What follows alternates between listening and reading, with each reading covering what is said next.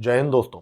Turkey Bangladesh के अंदर एक मिलिट्री इंडस्ट्रियल कॉम्प्लेक्स एस्टैब्लिश करने की कोशिश कर रहा है। भारत ग्रीस के साथ कुछ ऐसा कर रहा है जिसको देख के टर्की में लोगों के होश उड़ चुके हैं। यूनाइटेड नेशंस में भारत, अमेरिका और इजराइल ने मिल के अफगानिस्तान का साथ दिया। अब वो कैसे, उसके बारे में भी हम इस वीडियो में बात करेंगे। और भारत कैसे बांग्लादेश को घेरने के लिए म्यांमार के साथ एक कॉरिडोर का इस्तेमाल कर रहा है, इसके बारे में भी हम बात करेंगे। मेरा नाम है गिरीश और आप देख रहे हैं जियो पॉलिटिक्स। चलिए स्टार्ट करते हैं। सबसे पहले सबसे बड़ी खबर जो है, मैं आपको इससे शुरुआत करूंगा कि भाई टर्की जो है, एर्दोगान की जो टर्की है, जो खलीफा बनना चाहता है, जो एर्दोगान, वो बंदे ने एक डिप्लोमेट को भेजा है बांग्लादेश के अंदर। हलुक गोरगुन नाम का ये बंदा है। टर्की के डिफेंस इंडस्ट्री एजेंसी का चीफ है। ये बंदा आके मिला है बांग्लादेश के आर्मी चीफ जो वकर उल जमन जो है, उससे जाके मिला है। और बहुत सारे बांग्लादेश के ऑफिशियल्स के साथ भी ये मिल रहा है, यूनुस के साथ भी ये मिल रहा है। अब यहाँ पे ये विजिट में क्या हो रहा है कि चिटागोंग और नारायणगंज, ये दो लोकेशंस पे एक डिफेंस इंडस्ट्रियल जोन एस्टैब्लिश करने की कोशिश की जा रही है। मतलब एक मिलिट्री इंडस्ट्रियल कॉम्प्लेक्स बांग्लादेश के अंदर एस्टैब्लिश करने की कोशिश की जा रही है टर्की के द्वारा। अब इसका मैं थोड़ा सा आपको एक बैकग्राउंड दे देता हूँ। अप्रैल के महीने में बांग्लादेश का इन्वेस्टमेंट डेवलपमेंट अथॉरिटी, बीडा नाम का जो एक ऑर्गेनाइजेशन है, उसका जो चीफ है चौधरी आशिक जो है, वो टर्की गया था फॉरेन अफेयर्स एडवाइज़र के साथ। ये जो बांग्लादेश के ऑफिशियल्स थे उनको लेके गया था, वो गए थे मकीन वी कीमिया इंडस्ट्री, जो टर्की का स्टेट ओन डिफेंस मैन्युफैक्चरर है, किरीकले में है, सेंट्रल अंतालिया में। वहाँ पे इनको लेके गया गया और वहाँ पे इनको एक्सपोजर दिया गया, पूरा artillery system, energetic, small arms वगैरह, मैन्युफैक्चरिंग फैसिलिटीज़ वगैरह दिखाया गया। और उनको ये बोला गया है कि भाई ये चीज़ें आप अभी बांग्लादेश के अंदर मैन्युफैक्चर कर सकते हैं। ये बहुत बड़ी डेवलपमेंट है, बहुत ही सीरियस नेशनल सिक्योरिटी थ्रेट भी हो सकती है आगे जाके भारत के लिए, इसलिए बहुत ध्यान से सुनिए। यहाँ पे बांग्लादेश का जो आर्मी है, इसने पिछले साल ऑलरेडी 18 यूनिट्स बोरन होविटाइजर्स ऑर्डर कर लिए थे, 105 mm के। बहुत ही छोटा क्वांटिटी है, भारत के लिए कुछ बड़ी बात नहीं है। और 200 यूनिट इस साल माना जा रहा है 2025 के एंड तक या अगले साल तक ऑर्डर करने की यहाँ पे बातें हो रही है।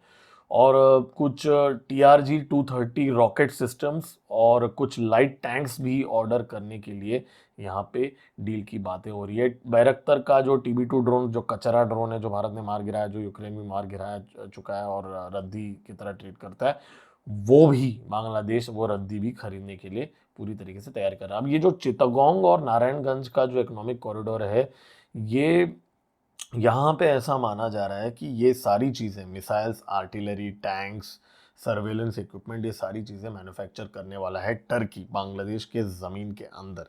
अब यहाँ पे थोड़ा एक नोट करने वाली बात है कि इस साल मेघालय के आसपास नॉर्थ ईस्ट में बैरक्तर ड्रोन्स बांग्लादेश के साइड से बहुत ज़्यादा स्पॉटिंग हुए गए थे। और कुछ कुछ तो ड्रोन्स ऑलमोस्ट 20-20 घंटों तक फ्लाई कर रहे थे भारत के बॉर्डर से कुछ ही डिस्टेंस के अंदर। तो यहाँ पे बांग्लादेश के साथ टर्की एक बहुत ही गंदी चाल चल रहा है। भारत के जो नेबरहुड के अंदर इन्फ्लुएंस अपना जमाने के लिए, जो अपना जो इस्लामिक कार्ड है वो तो वो खेल ही रहा है, लेकिन उसके साथ साथ डिफेंस का जो कार्ड है वो भी टर्की खेल रहा है। यहाँ पे टर्की पाकिस्तान के साथ भी कोऑर्डिनेट कर रहा है, लेकिन भारत चुप नहीं बैठा है भाई। भारत ने बहुत ही बड़े बड़े कदम उठा लिए। मोदी जी जाके साइप्रस चले गए और नॉर्दर्न साइप्रस, जहाँ पे टर्की का POK है, वहाँ पे खड़े होके मोदी जी ने फोटो वोटो भी खिंचाया, एर्दोगान को थोड़ा प्रोवोक भी किया। मतलब आप लोगों को लगता होगा कि बहुत छोटी बात है, लेकिन आप इमेजिन कीजिए एर्दोगान जो है अगर POK के अंदर आके अगर वो फोटो खिंचाता है, तो आप सोचिए कितना बड़ा आउटरीच हो जाएगा, राइट, भारत के अंदर। इमेजिन कीजिए वो मोदी जी ने किया था। बट एनीवेज, वो तो फोटो खिंचाना छोड़ दो, लेकिन डिफेंस डील भी साइप्रस के साथ हो रहा है। और ग्रीस के अंदर भाई, ग्रीस के साथ भाई निर्भय निर्भय मिसाइल जो हैं, लॉन्ग रेंज मिसाइल जो हैं, उसका डील भारत कर रहा है ग्रीस के साथ। और ये खबर जो है टर्किश मीडिया में, ये मैं नहीं बोल रहा हूँ, ये टर्किश मीडिया में आग लग चुकी है। ये खबर उनको बहुत ज़्यादा बॉदर कर रहा है, टर्किश मीडिया टायर TR हेबर नाम का एक बहुत ही पॉपुलर टर्किश मीडिया आउटलेट है, वहाँ पे ये लोग ने बोला है कि भाई long range land attack cruise missile जो है निर्भय, जिसका जो रेंज है 1000 से लेके 1500 किलोमीटर्स का, जो लो ऑल्टीट्यूड में फ्लाई करता है, जिसको डिटेक्ट करना बहुत मुश्किल है, जो यूएस का जो टोमाहॉक और रशिया के जो कैलिबर क्रूज मिसाइल्स जो हैं, जिनके उसके जैसा जो है, वो भारत दे रहा है ग्रीस को, और आर्मेनिया को भी इनफैक्ट बातें चल रही हैं देने के लिए। तो भाई टर्किश मीडिया ने बहुत बड़ा रेड फ्लैग रेस किया है कि टर्किश की नेशनल सिक्योरिटी के लिए ये बहुत बड़ा खतरा है। भाई अब ये तो होना ही था, क्योंकि ग्रीस में पिछले महीने हमारे जो इंडियन एयरफोर्स के wing commander AP Singh ji जाके एथेंस में गए थे, और वहाँ पे जाके Greek chief of air staff से मिले भी थे। और वहाँ पे कोई ऑफिशियल अनाउंसमेंट तो नहीं हुई थी, लेकिन बहुत ज़्यादा वहाँ पे ये न्यूज़ एक आके निकली थी कि भाई भारत के जो रफेल जेट्स जो हैं, भारत के पास 36 जो हैं, और उसी तरह ग्रीस के पास 24 रफेल जेट्स हैं। जी हाँ, ग्रीस भी रफेल जेट्स का इस्तेमाल करता है। तो ग्रीस ने अपेरेंटली भारत से इंफॉर्मेशन मांगी है कि रफेल का जो कॉम्बैट सिनेरियो में, रियल कॉम्बैट सिनेरियो में परफॉर्मेंस कैसा था, और दोनों फोर्सेस एक साथ कोलैबोरेट कर रहे हैं ट्रेनिंग के लिए। तो यहाँ पे इस लेवल की यहाँ पे बातें चल रही हैं। तो भारत भी चुप नहीं बैठा है, भारत साइप्रस के साथ कुछ कर रहा है, ग्रीस के साथ कुछ कर रहा है, अर्मीनिया का तो आप जानते ही हो, पिनाका वगैरह भारत सप्लाई करता है। बट यहाँ पे एक और बहुत बड़ी खबर आ चुकी है कि भाई, तो भाई भारत भी बांग्लादेश को घेरने में कोई कसर नहीं छोड़ रहा है। Kaladan multi modal transport corridor बहुत जल्द ऑपरेशन में आने वाला है, अगले साल के एंड में या 2027 के स्टार्ट में। मैप में अगर आप जैसे देख सकते हैं, बांग्लादेश जो है बीच में फंस चुका है। देखिए, सेवन सिस्टर्स तो भूल जाओ आप, पहली बात तो बांग्लादेश खुद भारत से घिर चुका है यहाँ पे। और अब कालादान मल्टी मॉडल कॉरिडोर जो है, उसके साथ जो भारत और म्यांमार के बीच में जो ये डील हुआ है, जहाँ पे कोलकाता से लेके सिटीवी पोर्ट जो म्यांमार में है, वहाँ तक अब एक बहुत ही वाटरवे एस्टैब्लिश किया जा रहा है। और 700 किलोमीटर का जो डिस्टेंस है, जो हमारी मिज़ोरम की जो कैपिटल है अजीवाल जो है, वहाँ से लेके कोलकाता तक आने के लिए 1800 किलोमीटर लगता है। अब उसमें से 700 किलोमीटर जो है वो कम हो जाएंगे यहाँ से, और बांग्लादेश को पूरी तरीके से भारत बाईपास कर लेगा, और ये सिटवी से लेके कोलकाता तक का ये वाटर ट्रांसपोर्ट का यहाँ पे एस्टेब्लिश हो जाएगा। ऑलरेडी जो हमारे भारत की जो शिपिंग मिनिस्टर हैं सर्बानंद सोनोवाल जो हैं यूनियन शिपिंग मिनिस्टर, उन्होंने कंफर्म कर दिया है अभी रिसेंटली। उन्होंने कहा है कि मिनिस्ट्री 1000 करोड़ बना रहा है वाटरवे बनाने के लिए इस प्रोजेक्ट में, और कि साउथ ईस्ट एशिया का एक्सेस जो है भारत के ऊपर बढ़ जाएगा अभी इसके बाद से। और इनफैक्ट सिटवी पोर्ट से ऑलरेडी साल का ऑलमोस्ट माना जा रहा है कि 2000 मेट्रिक टन से ज़्यादा जो माल है, कार्गो माल जो है, वो वहाँ से आता है। और अजवाल से लेके कोलकाता का जो डिस्टेंस है पूरा 700 किलोमीटर यहाँ पे कट हो गया है। और कोलकाता से ये जो रखेन स्टेट में आता है ये सिटवी पोर्ट जो है, तो वहाँ तक का ये कॉरिडोर बन रहा है। अब यहाँ पे अगर हम बात करें तो ऑलमोस्ट 60 नॉटिकल माइल्स पे टेक्नफ पोर्ट है सिटवी से, जो बांग्लादेश का एक पार्ट है।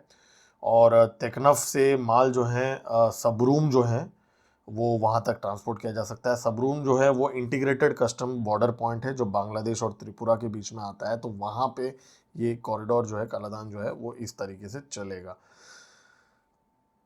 अब इसमें फ़ायदा जो है वो त्रिपुरा को भी होगा, बहुत ज़्यादा त्रिपुरा के लिए भी होगा, हमारे नॉर्थ ईस्ट के लिए बहुत ज़्यादा फ़ायदा होगा ये कॉरिडोर की वजह से।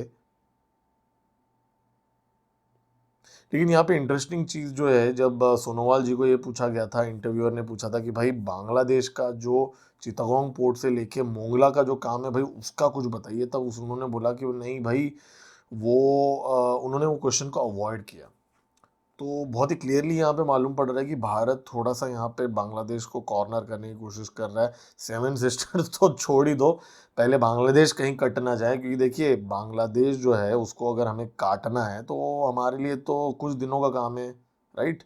आसानी से हम बांग्लादेश को काट सकते हैं, पूरी तरीके से जब्त भी कर सकते हैं, लेकिन क्या है ना, वहाँ के जो कंगलू हैं, उन कंगलू लोगों को हमें भारत के अंदर एंटरटेन नहीं करना। ऑलरेडी हमारे भारत के अंदर बहुत सारे कंगलूज हैं जिनको बाहर निकाल के हम फेंक रहे हैं।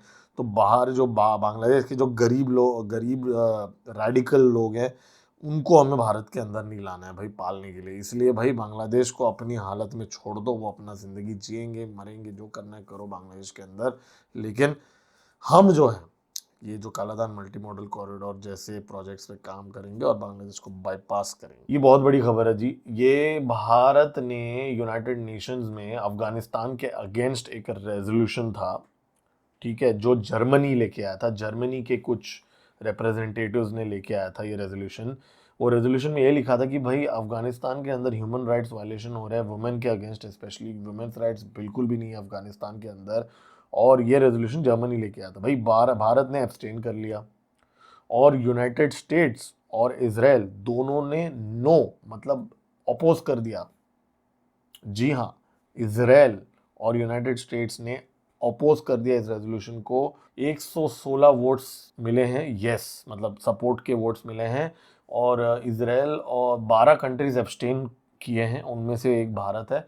और यूएस और इजराइल अगेंस्ट वोट किया। अब यहाँ पे भारत को जब पूछा गया था, भारत का के जो रिप्रेजेंटेटिव हैं, परमानेंट रिप्रेजेंटेटिव पी हरीश जी, उनको जब पूछा गया था तो उन्होंने बोला कि भाई भारत जो है वो अभी फिलहाल यूनाइटेड नेशन डेसिग्नेटेड जो टेररिस्ट जो पाकिस्तान के अंदर है लश्कर तैयबा जैश ए मोहम्मद, उसके ऊपर फोकस कर रहा है ताकि वो अफगान टेरिटरी यूज ना कर पाए।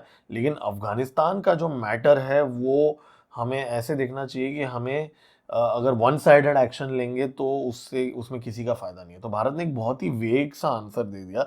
लेकिन यूनाइटेड स्टेट्स को क्या हो गया यहाँ पे? यूनाइटेड स्टेट्स तो आजकल पाकिस्तान का को अपना टट्टू बना के बैठा है। उस लॉजिक से तो यूनाइटेड स्टेट्स को तो को भी अफगानिस्तान को थोड़ा पिन लगाना था, राइट? लेकिन जो यूनाइटेड स्टेट्स का जो एक्टिंग रिप्रेजेंटेटिव जॉनथन श्रेनर, उसने ये बोला वहाँ पे, ये मतलब उसने अपने प्रेसिडेंट को ये कहा कि भाई यूनाइटेड स्टेट्स जो है वो ऑलरेडी तालिबान को की जो ह्यूमन राइट सिचुएशन को इम्प्रूव करने के लिए बहुत सारे वन ऑन वन कॉन्वर्सेशंस कर रहा है, इसलिए ये रेजोल्यूशन की ज़रूरत नहीं है, ऐसा यूनाइटेड स्टेट्स के रिप्रेजेंटेटिव ने कहा है। उसने ये कहा कि भाई हम ऑलरेडी तालिबान वाले लोगों से बात कर रहे हैं, तो अब इससे कुछ फ़ायदा हो नहीं रहा है, इसलिए रेजोल्यूशन से भी कुछ फ़ायदा नहीं होगा, इसके लिए हम अपोज कर रहे हैं इसको। तो बहुत ही अजीब सा आंसर दिया है यूनाइटेड स्टेट्स ने यहाँ पे। तो देखिए, इसको हम ऐसे देख सकते हैं कि भाई यूनाइटेड स्टेट्स इस समय तालिबान को पूरी तरीके से ऐसे अपोज तो नहीं कर सकता, क्योंकि अल्टीमेटली वो आज भी माना जा रहा है कि $150 मिलियन पर ईयर देता है तालिबान को। और पाकिस्तान को भी तो चेक पे रखना है ना। यूनाइटेड स्टेट्स जैसे भारत को चेक पे रखने के लिए पाकिस्तान को पालता है, उसी तरह पाकिस्तान को चेक में रखने के लिए वो अफगानिस्तान को भी पालता है वहाँ पे। तो यूनाइटेड स्टेट्स जो हैं वो अफगानिस्तान के अगेंस्ट बहुत ज़्यादा जा नहीं सकता, क्योंकि रशियन इन्फ्लुएंस वहाँ आने का खतरा है, चाइना की इन्फ्लुएंस वहाँ पे आने का खतरा है। थोड़ा सा अगर यूनाइटेड स्टेट्स ने तालिबान को लीवे दिया कि भाई रशियंस और चाइनीज़ वहाँ आ जाएंगे, इसलिए यूनाइटेड स्टेट्स वहाँ पे तालिबान को पूरी तरीके से अपोज नहीं कर सकता। मतलब ये है कि तालिबान को हट्टा खट्टा रखने वाला है यूनाइटेड स्टेट्स, ताकि हम पाकिस्तान वहाँ से ठुके, और यहाँ से भारत तो ठुकता ही है पाकिस्तान को। तो ये चीज़ें यहाँ पे चल रही हैं। तो ये था इस वीडियो में। मिलते हैं अगले वीडियो में। मेरा नाम है गिरीश और आप देख रहे हैं एम जियो पॉलिटिक्स। जय हिंद।